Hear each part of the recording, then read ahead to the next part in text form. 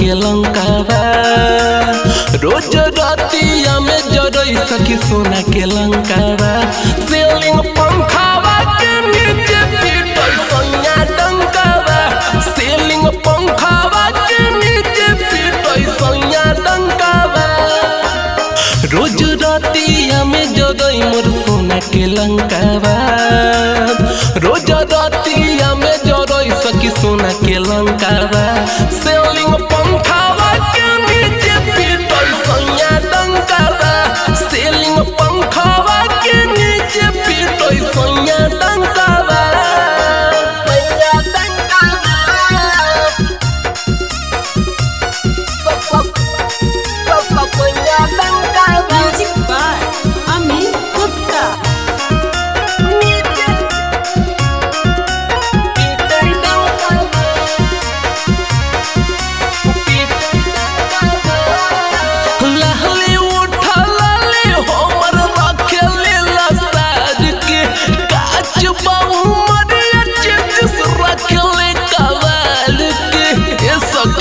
हो लाली उठ लाली हमर रखेले लसार के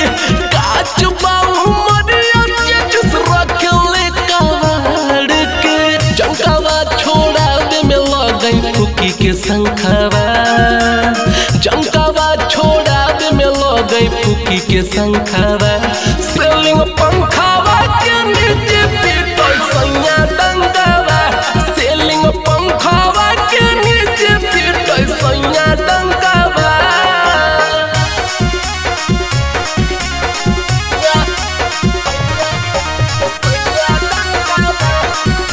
सीलिंग पंखावा के नीचे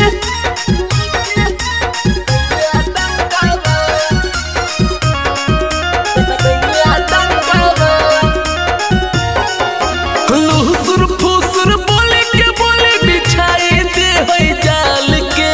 होते आधी रात अपन सेना के करे बहाल गे ऐसा के लुसुर फुसुर बोले के बोले बिछाई दे होई जाल के होते आधी रात अपन सेना के करे बहाल गे अजित राजा डिनर छोड़ी रात करो है लंचवा छोटुआ नीति सब मनीष करो है लंचवा सीलिंग पंखावा के नीचे पीटल सोनिया डंकावा सीलिंग पंखावा के नीचे पीटल सोनिया डंकावा। सवेरा फिल्म्स रिकॉर्डिंग स्टूडियो शाहपुर चौक देवन बिघा।